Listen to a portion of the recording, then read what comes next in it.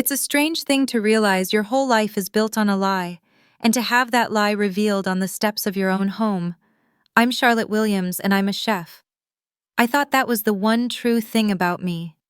But when I showed up to my family's opulent Thanksgiving dinner, my father, a man who builds empires, blocked the door. He told me I wasn't welcome. The worst part wasn't the rejection. It was seeing my best friend inside, standing next to my brother, wearing my grandmother's pearls. That's when I knew this wasn't a misunderstanding. It was a message. And it was the last mistake they would ever make. Like, share, comment, and subscribe to our channel. We always appreciate the time you spent here with us. The smell of cinnamon and browned butter was the only thing holding my hands steady, a fragrant fog in my small apartment kitchen. It was my armor. Outside my window, the November chill rolling off Lake Michigan made the Chicago skyline glitter, but the lights looked cold and distant. Up here on the 20th floor, it was just me and the pie. A rustic apple cranberry, the lattice top a perfect burnished gold. I'd spent an hour on that lattice. I ran my thumb over the scarred, smooth wood of my grandmother's rolling pin, the one thing I'd taken from the mansion when I left. She was the only one who'd ever understood.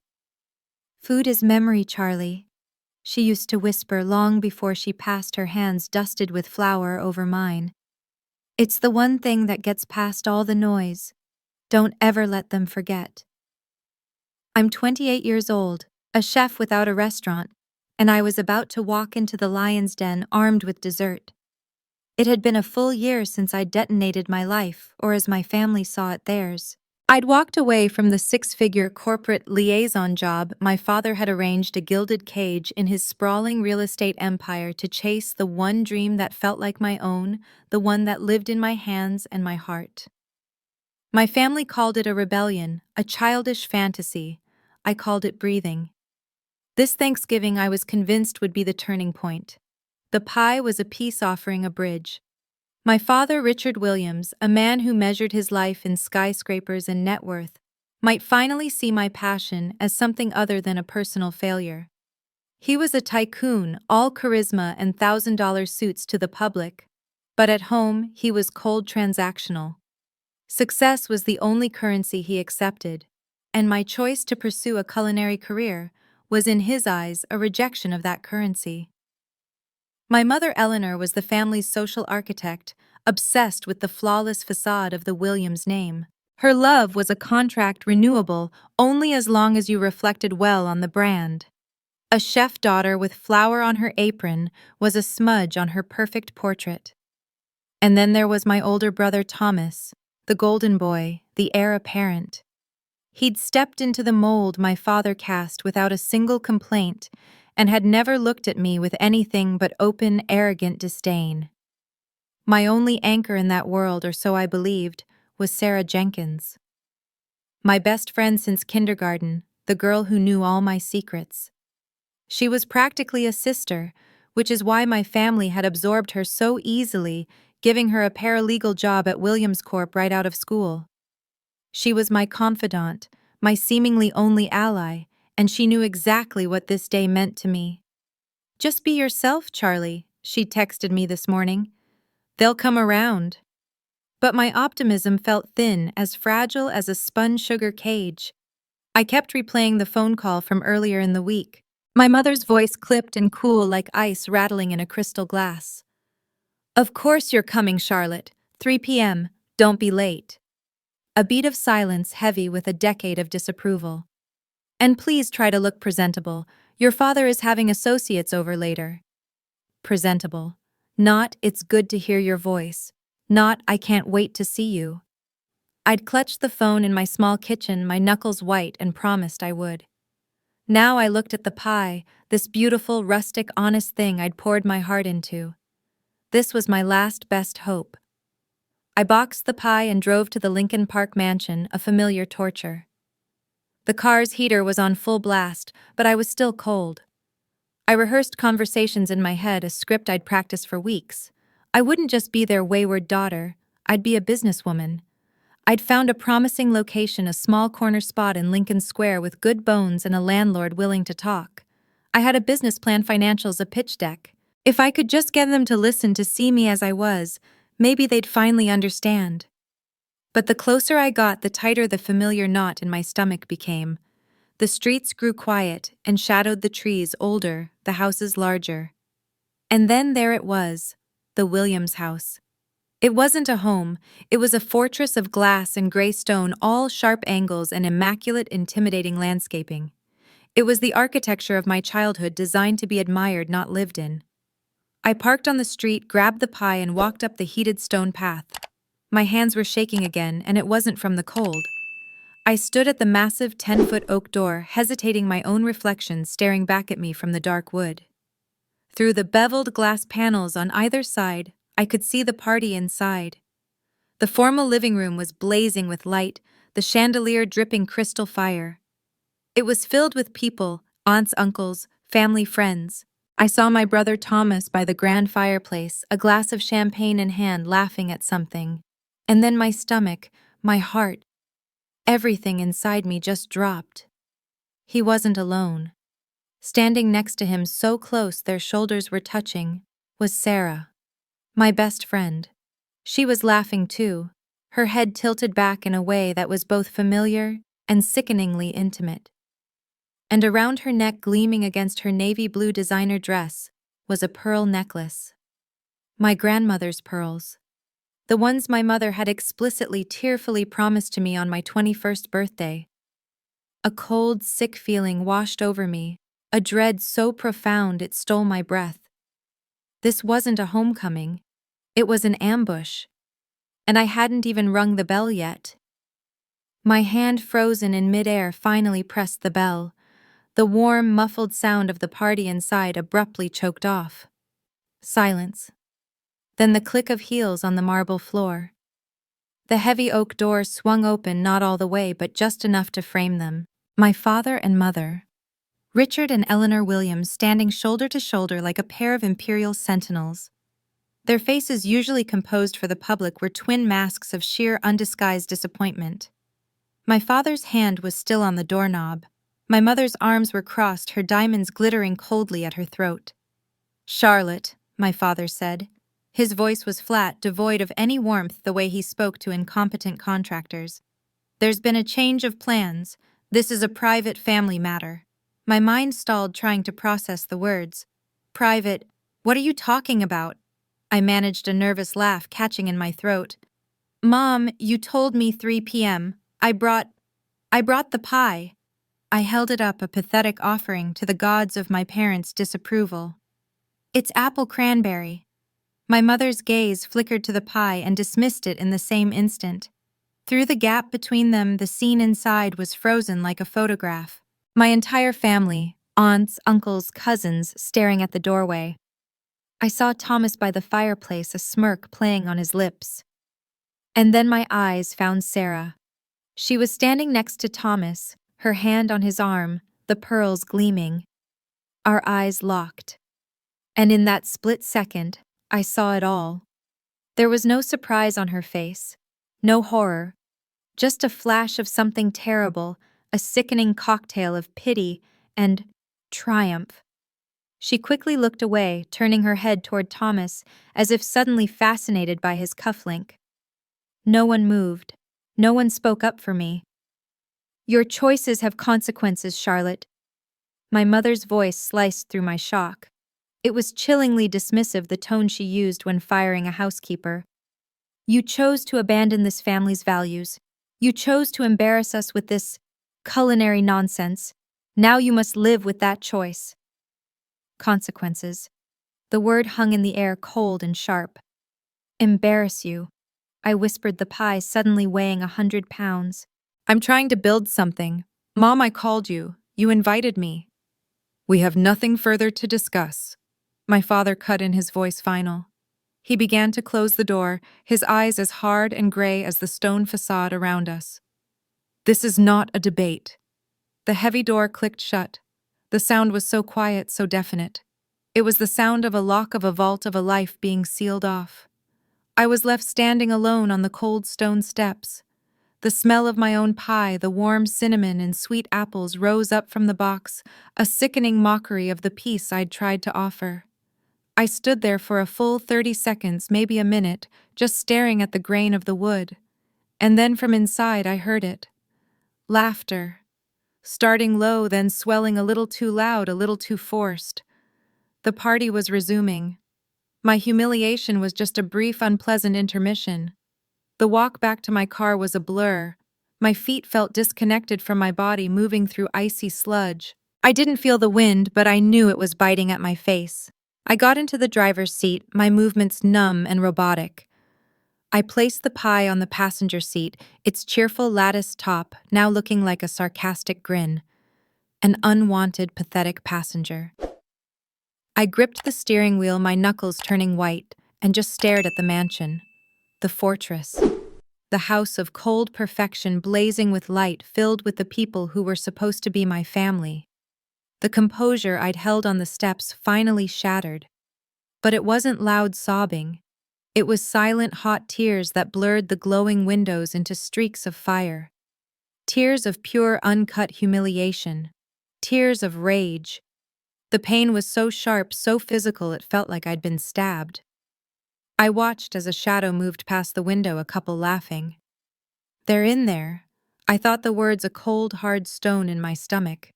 Eating. Laughing. And she's wearing my pearls.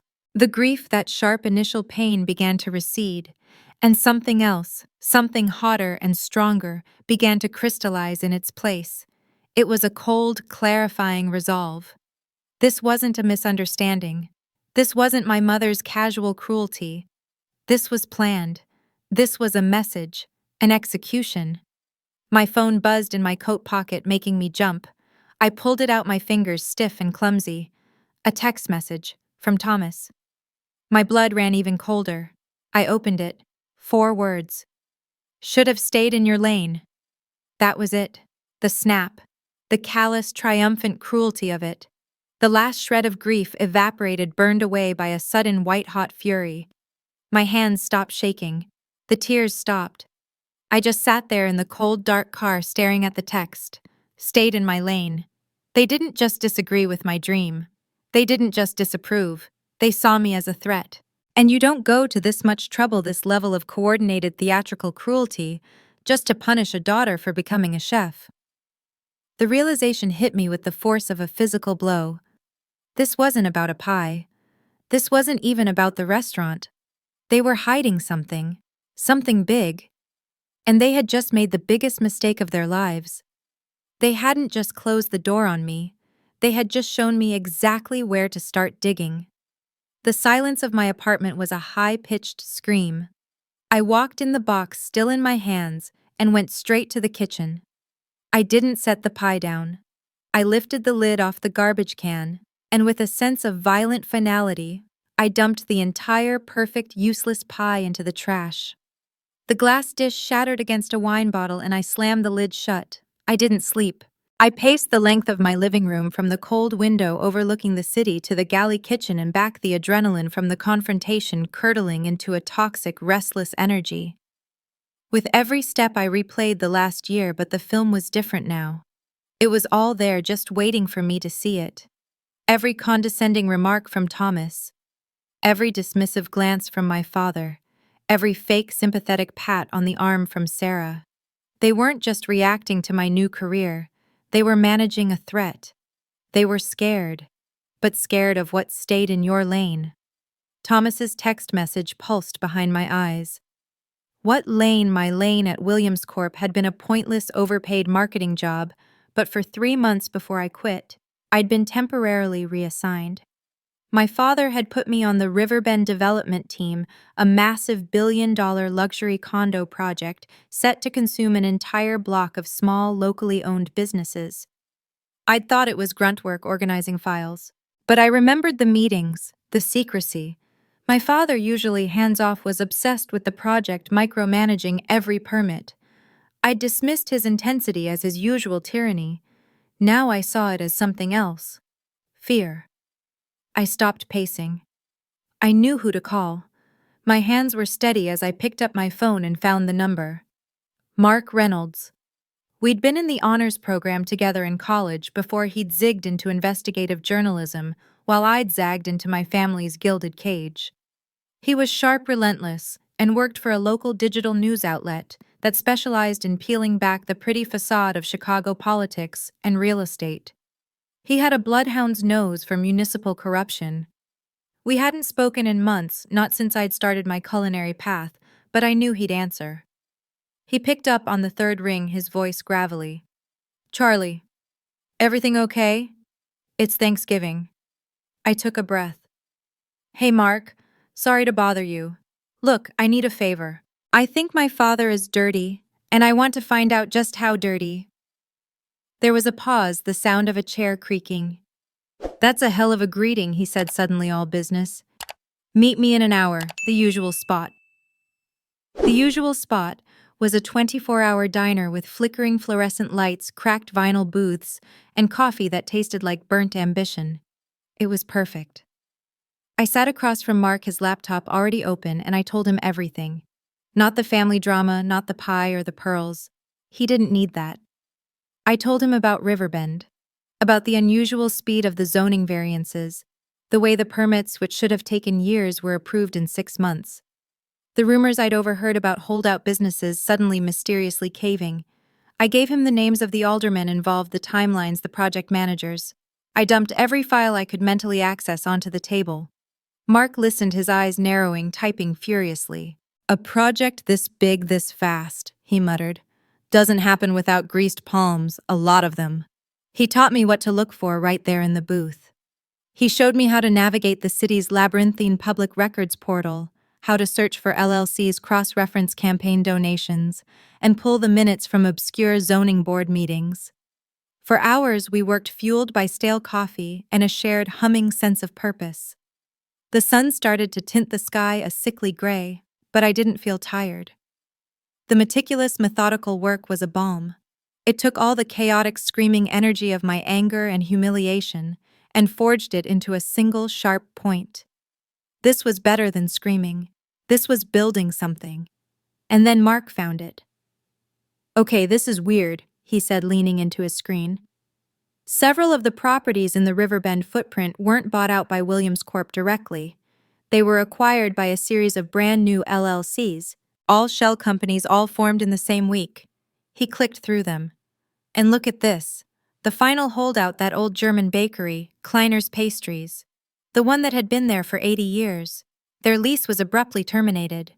The reason cited, an anonymous tip to the Department of Buildings about a critical code violation.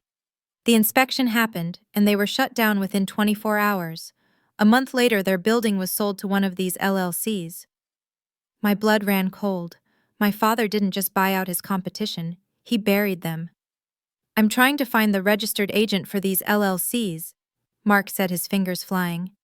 "It's all routed to a single P.O. box in a strip mall. Standard stuff for hiding ownership." "Wait." He stopped.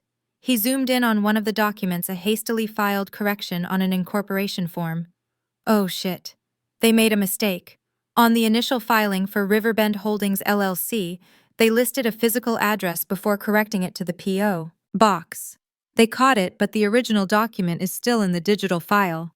He turned the laptop toward me, his face grim. "Charlotte," he said, his voice quiet. "You know this address." I leaned in and read the text. My vision blurred for a second, the fluorescent lights swimming. I knew the address. It was a condo in Wicker Park. I'd helped her move in. It was the home of Sarah Jenkins, my best friend. "My God," I whispered, the coffee cup rattling in my hand. "She's not just a bystander." Mark looked at me, his expression hard. "Charlotte, she's the architect." I stared at the address on Mark's laptop screen, the diner's harsh light bleaching the world of color. Sarah. It wasn't just that she was at the house. It wasn't just that she was wearing my grandmother's pearls. She was the legal agent. She was the architect. The business fraud and the personal betrayal weren't two separate wounds. They were a single gaping hole. Mark was still talking, his voice a dull roar in my ears. Something about legal exposure and firewalls. I just nodded, my mind a million miles away, a cold, sick understanding dawning. I paid for the coffee, walked out into the pre-dawn chill, and told Mark I needed to be alone. The fury that had gotten me through the night had just collapsed, leaving a hollow, echoing void. It was one thing for my family to be monsters. It was another for Sarah to be one of them. I got back to my apartment and just stood in the living room, the gray light of dawn creeping in, illuminating the trash can where my pie lay shattered. I thought about Sarah, about our shared history, about the years of secrets, the sleepovers, the late-night calls, and I remembered something. A shared cloud account from college, one we'd used for a group project, and then just kept using for random files, old photos, scanned playbills, shared dreams. We'd called it CS Ventures. I hadn't logged into it in years. On a desperate, grasping hunch, I sat at my laptop, my fingers fumbling with the keys. The password still worked. The drive was a digital graveyard of our 20s, mostly empty folders and old essays, except for one. A folder titled simply Personal. My heart was pounding so hard I could feel it in my throat. She wouldn't have been that stupid. She couldn't be. I clicked. The folder wasn't empty. It was full of documents, legal drafts, spreadsheets, and a subfolder named tc.com. I opened it. It was a chain of emails downloaded as PDFs. The subject line was Riverbend. The participants were sjenkins@williamscorp.com and twilliams@williamscorp.com. Sarah and Thomas. I scrolled, my blood turning to ice. They weren't just colleagues, they were lovers. The messages were a sickening, toxic blend of pillow talk and corporate conspiracy. My name, Charlie, was everywhere. Thomas, Charlie is asking questions about Riverbend again. She was sniffing around the acquisition files before she quit. Keep her focused on her little restaurant fantasy. Sarah. Don't worry, I'm all over it. I told her the loan officer at Sterling Bank is her best shot. He owes my uncle a favor. He'll make sure her application gets lost. She'll just think she's not qualified. The air left my lungs. The loan. The loan I had stayed up nights perfecting the application for. The one the banker had called promising, before abruptly, inexplicably denying it, citing market volatility. I remembered calling Sarah, weeping with frustration, and her voice so full of false sympathy. "Oh, Charlie, don't you worry. It's their loss. You're too good for them anyway." I scrolled further, my vision blurring. Thomas, good. What about that lease in Lincoln Square she's obsessed with? Sarah already handled. I had the agent flag it for a priority client. It'll be off the market by Friday. She'll be so busy scrambling for a new location she won't have time to think about anything else. She'll be out of your hair in no time, I promise. I fell back in my chair, a small, strangled sound escaping my throat. The lease. The perfect spot. The one that had been suddenly leased the day before I was supposed to sign. They hadn't just disapproved of my dream. They hadn't just ignored it. They had actively, systematically, and gleefully destroyed it. They had hunted it down and killed it all while my best friend held my hand and told me what a shame it was. I stared at the screen, the words just hanging there. It wasn't just that Sarah had chosen a side. It was that she had built the entire battlefield, dug the trenches just for me, and then handed me a shovel telling me it was for planting a garden. Every memory of her support was now coated in poison. Every, "you can do this," every, "don't let them get you down." It was all a lie. All of it. A calculated performance to keep me docile and distracted. A naive child playing with her toy restaurant while they, the adults, conducted their real, dirty business.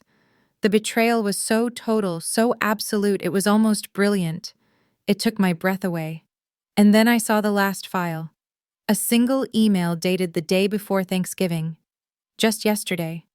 My hand was shaking so hard I could barely control the mouse. I clicked it open. It was from Sarah to Thomas. "It's all set. Richard and Eleanor agreed. After tomorrow, she'll finally be out of the picture for good. She'll be too humiliated to ever come around asking questions again. Then we can finally tell everyone about us. No more sneaking around. I'm so tired of hiding this." My mind couldn't even process the words. My family hadn't just decided to uninvite me. They had conspired with my best friend to orchestrate a public, brutal execution of my place in their lives. It was a final coordinated push to get me out of the picture. And then at the bottom, there was an attachment, a single image file. I opened it. It was a photo of Sarah's left hand, perfectly manicured, resting on the steering wheel of her car. And on her ring finger, glittering in the sunlight, was a massive emerald-cut diamond. My grandmother's ring. The one that had been promised to me. The caption under the photo in Sarah's own hand was just 2 words. She said yes, me. The ring. My grandmother's ring on her finger. That was the end. The last small, stupid ember of sentiment inside me finally went cold. The heartbreak from the emails, the raw personal pain, it didn't just fade, it calcified. It turned into something cold, hard, and useful. I now had a complete anatomy of my own destruction. I had enough I knew to utterly destroy Sarah and Thomas. I could leak the emails, expose their affair, their sabotage. But that was a palace coup. That was just trimming the branches. I needed the root. I needed the head of the snake. I needed my father. What I had was corporate malfeasance, but it was all insulated by lawyers and shell companies. I had Sarah's name on an LLC, but my father's hands were clean. I needed the smoking gun. I needed the file that connected Richard Williams directly to the crime. And I knew who had to have it. There was only one person in my father's orbit who was both privy to the truth and possessed a conscience, however shriveled and buried. My Uncle David. My father's younger brother, the family's longtime legal counsel. The man who'd spent 30 years cleaning up Richard Williams' messes and who always looked at me with a flicker of sad regret. I didn't call him. I couldn't risk the call being logged or him hanging up. I went to his house in the suburbs and waited in my car. When he pulled into his driveway, his face went white. I got out of the car. "We need to talk," I said. "Now, not here." I made him meet me at a bar, a quiet, dark place on the outskirts of the city, the kind of place where people went to make bad decisions or confess them. He sat across from me, a scotch he didn't touch trembling in his hand. "What is this, Charlotte?" he asked, his voice strained. I slid a manila folder across the sticky table. He didn't open it. "That," I said, my voice low and steady, "is the LLC filing with Sarah's address. That's the email where she brags about sabotaging my loan. And that's a picture of her wearing grandmother's ring, engaged to Thomas." He flinched hard at the ring. "I know you know Uncle David," I pressed on, leaning in. "I know you've been cleaning up their messes for years.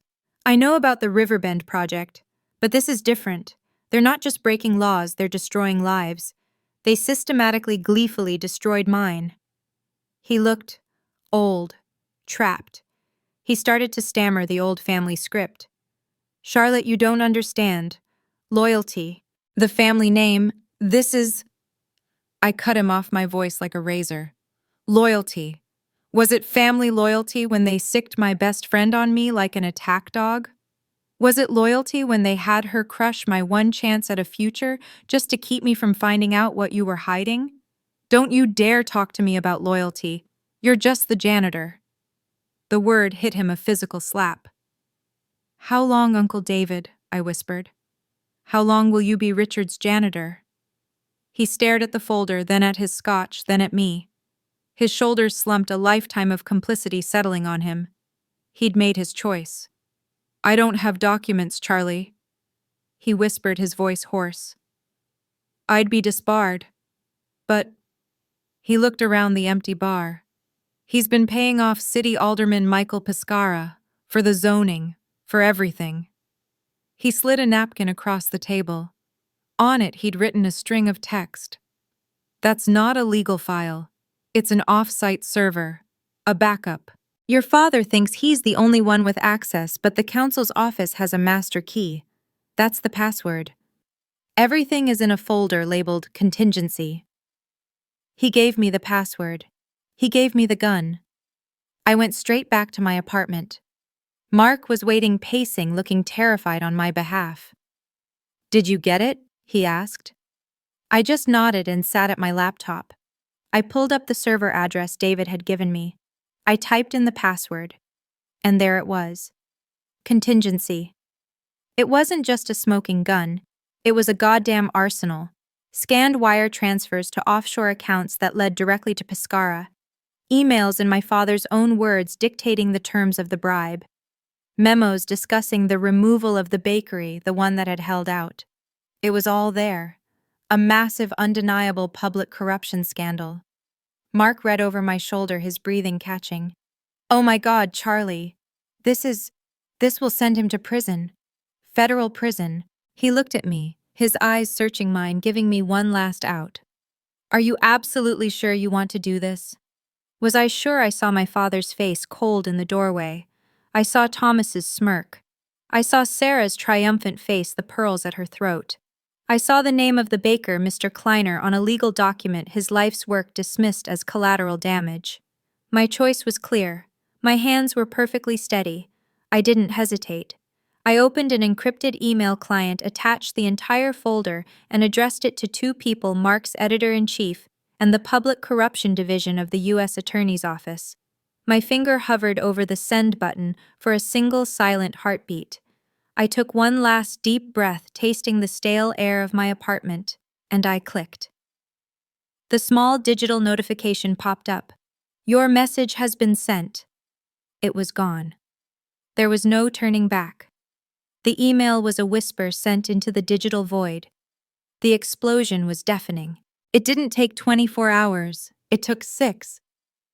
I woke up on Friday morning, not that I had truly slept, to the violent buzzing rattle of my phone vibrating itself off the nightstand. It was Mark. Turn on the news, he said, his voice crackling with adrenaline. Any channel. I did.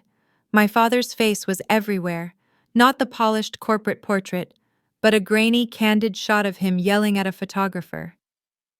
Real estate tycoon Richard Williams, implicated in City Hall bribery scandal. The Williams Corporation logo, that arrogant blade-sharp W, was on a constant loop, with Chiron headlines screaming about suspended trading, federal investigations, and fraud. I sat on my sofa, my coffee going cold, and watched.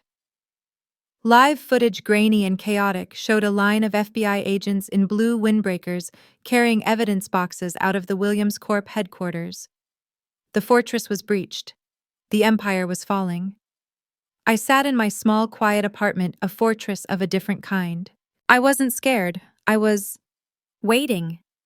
The adrenaline had burned away, leaving an almost serene, crystalline clarity.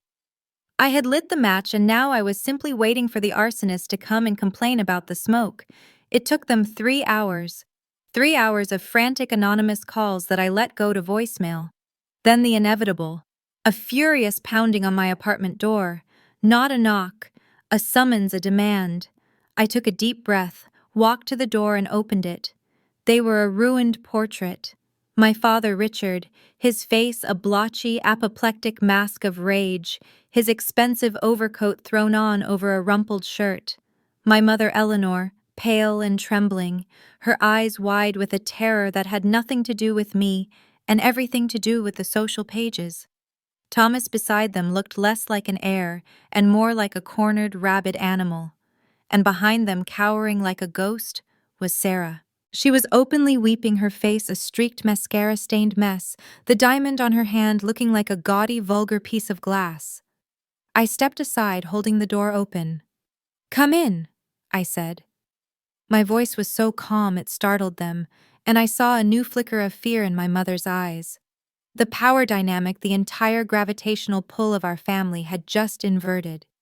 They filed into my living room, their combined prestige suddenly looking cheap and hollow in the honest light of my small, clean apartment.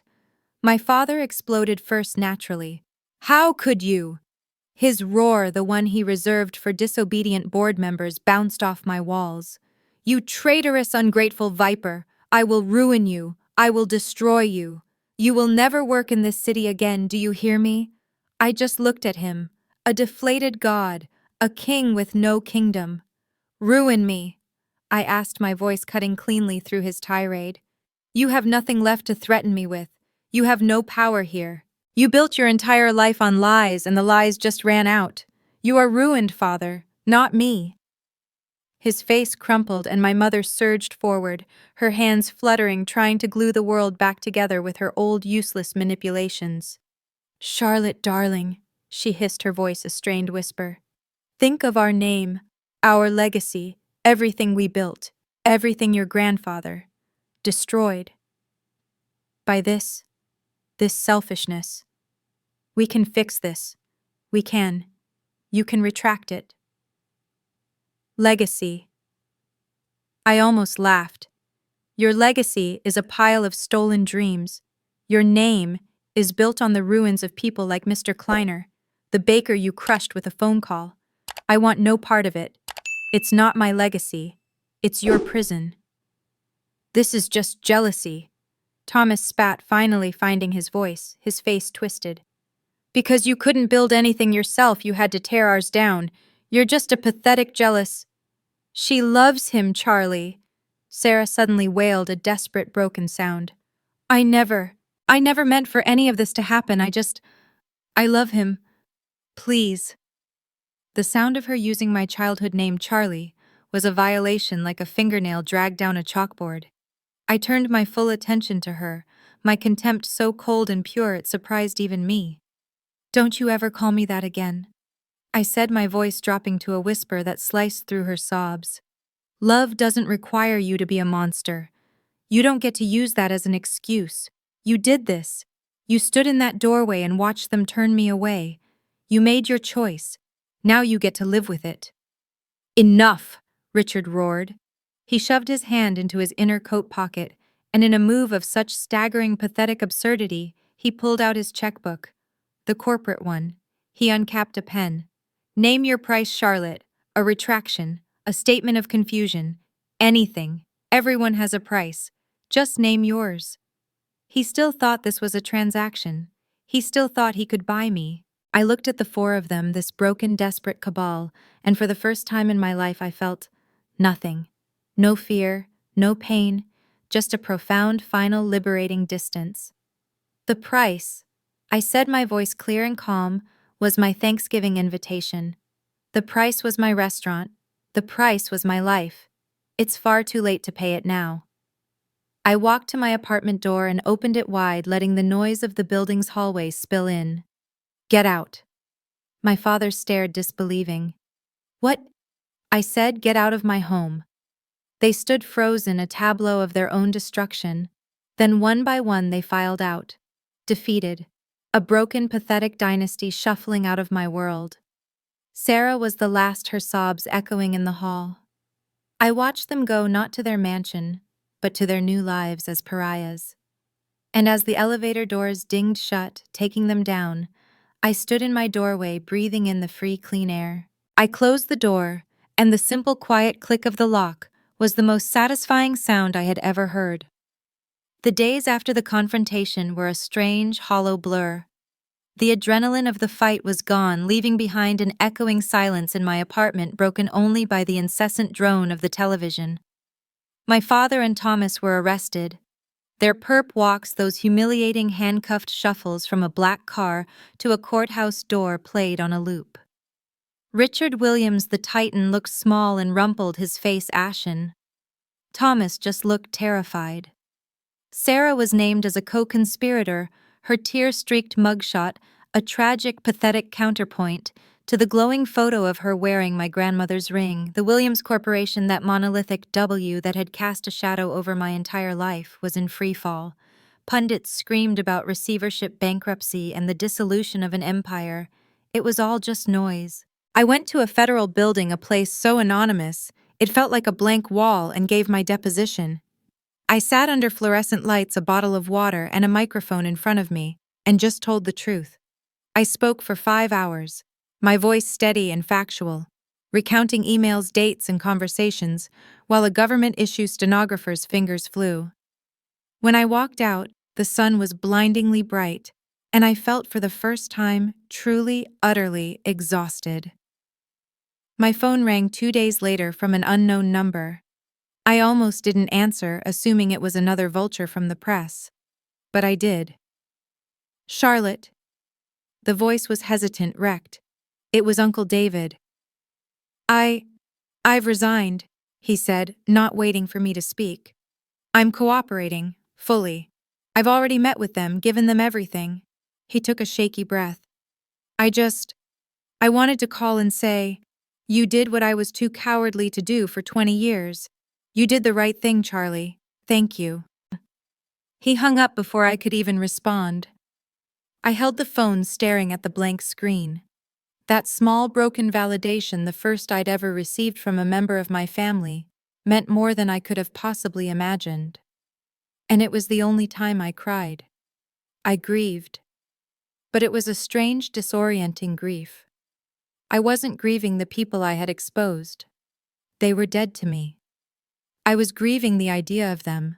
I was grieving a mother I never had, a father who was never proud, a brother who was never a friend. I was mourning the ghost of a family that had never existed outside of my own desperate, hopeful imagination. It was a necessary, painful cleansing, like setting a broken bone. I had to feel the full, crushing weight of the loss before I could even think about healing. I shut off the news, silenced my phone, and for 3 days I just sat with the ashes of my old life. Then an email slipped through. The subject line was just Kleiner's pastries. My heart stopped. It was from Hans Kleiner, the baker, the one whose life's work my father had dismissed as collateral damage. He said he'd seen an unnamed report about a family whistleblower and that he'd put 2 and 2 together. He wasn't writing to ask for anything. He was writing to say thank you. He invited me for coffee. I almost deleted it, but I didn't. I went. He was an older man with flour still etched in the lines of his hands, his eyes kind but tired. We met at a small cafe and he introduced me to 3 other people, the woman who had owned the dry cleaners, the man who ran the hardware store, and the couple who had the bookstore. We were a quiet, broken little club, all of us victims of the Riverbend Project. They shared their stories, the threats, the intimidation, the inspectors who had shut them down. And for the first time in my life, I felt a sense of belonging that was real. It wasn't based on a name or a bloodline. It was rooted in shared truth, in a quiet, mutual resilience. We met again and then again. We were a community bound by a common wound, but slowly we started talking about the future. That neighborhood is a ghost town now, the hardware store owner said, bitterness in his voice. He tore the heart out of it and just left the body. The community board is trying to reclaim it, Hans said, looking at me. They would rally behind one of us. They would rally behind you, Charlotte, after what you did. And then he said it. You know, my old space is still empty. They gutted it, the monsters, but the bones are good. It's just sitting there. A damn shame.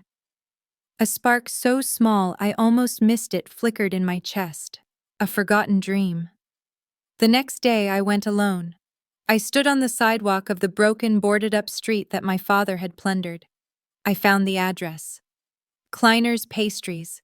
It was a wreck. The windows were plywood, the door was padlocked. But I pressed my face to a crack in the wood. I could see the dusty, empty space. I could see the high ceilings, the exposed brick, the perfect deep layout for a long bar and an open kitchen. Through the grime and the debris, I could see it. I could see where the tables would go. I could smell the wood smoke from the oven I would build. A place built not on lies, not on a stolen name, but on a foundation of integrity, on the ashes of the old. I stood there on a broken street in a ruined neighborhood, and for the first time since my world had ended, I smiled. A real, genuine, painful, and hopeful smile. 1 year later. It was Thanksgiving. The air this time was filled with the scent of roasting duck thyme and wood smoke, all mingling with the low, happy buzz of conversation. I stood in the pass, a clean white apron tied around my waist, and looked out into the dining room. My dining room. The sign outside, a simple, elegant piece of brushed steel, read, "The Hearth." This was its first night, a private friends and family pre-opening dinner. The plywood on the windows was gone, replaced with sprawling panes of glass that looked out onto a street that was slowly, tentatively coming back to life. The exposed brick walls were warm, the lighting was low and golden, and every single one of the mismatched, reclaimed wooden tables was full. It was terrifying. And it was perfect. My new family was here. At the center table, Mark the journalist was in a deep, laughing debate with Hans Kleiner the baker. Hans, who along with the hardware store owner and the couple who'd lost their bookstore, had become my first investors. They had pooled what little they had left, not just as a business decision, but as an act of communal faith. They were here, their faces bright with pride, drinking wine and eating food grown on farms just 50 miles away. And at the head of that table, looking overwhelmed and happier than I had ever seen him, sat my Uncle David. He was thinner, grayer, but his eyes were clear for the first time. After his cooperation, he'd been disbarred, a consequence he accepted with a strange grace. He now worked pro bono for a legal aid society, helping tenants fight illegal evictions. He was, I realized finally, the man he'd always wanted to be. The fate of my other family, my biological one, felt like a story I'd read about someone else. It was a distant, cold satellite. My father was in a minimum security federal prison in Indiana. The newspapers had loved the fall of the Titan. Thomas, thanks to a plea deal, had received a much lesser sentence, but his career, his entire identity, was annihilated. My mother, Eleanor, had never been charged with a crime, but her punishment was for her far worse. The social humiliation had been total. She had sold the Lincoln Park mansion to cover a mountain of legal fees and lawsuits, retreating to a quiet, self-imposed exile at their lake house, a place where no one could see her. And Sarah had avoided prison entirely, her testimony against Thomas and my father ensuring her freedom. I'd heard she left the state, moving somewhere anonymous in the Sunbelt, erased by her own disgrace. I felt no triumph in their downfall, no vicious spike of satisfaction, only a quiet, profound acceptance of the consequences. They had made their choices. I had made mine. I went back into the kitchen, the heat and energy of the service wrapping around me. "It's ready, chef," my sous chef said, nodding to the counter. I picked it up. A perfect rustic apple cranberry pie, the same recipe, the same lattice top. But this time I hadn't baked it as an offering or a plea. I'd baked it for us. I carried it out myself, the room quieting as I set it down in the center of the main table. Hans clapped. I cut the first slice and slid it in front of Uncle David. He looked at the pie, then up at me, his eyes brimming with an emotion that mirrored my own. He picked up his fork, took a bite, and closed his eyes. A single tear traced a path down his cheek. He opened his eyes and looked right at me, his voice thick. "Charlie," he whispered, "your grandmother, she would be so proud of you." And this time I believed him. Later, as the night wound down and the last guests trickled out into the cold November air, I stood alone in the kitchen doorway, wiping my hands on my apron. The room was a happy mess of empty wine glasses, rumpled napkins, and stray crumbs. Uncle David and Hans were the last to leave, wrapping me in a hug that felt more real, more genuinely paternal than any I had ever received from my own father. When they were gone, I just stood there in the warm, fragrant silence of my restaurant, my home. I looked at the empty tables, at the glowing bar, at the kitchen I had built with my own hands, funded by a community I had helped to save. I thought of the door slamming shut in my face a year ago. I thought of the cold, the humiliation, the rage. It had all been a fire, a terrible cleansing fire that had burned away a life I'd been suffocating in, and from those ashes, this warmth, this purpose, this peace had finally impossibly grown. I was no longer the girl on the steps, begging for a seat.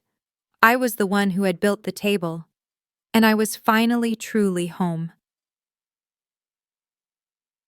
And with that final quiet click of the lock, one chapter of Charlotte's life closed, and a new one built on her own terms truly began. What did you think of the moment she finally confronted her family in her apartment? Let us know your thoughts below. We read every single comment. If you enjoyed this journey, be sure to subscribe for more. Thank you for listening. This has been a story from Radiance. We'll see you next time.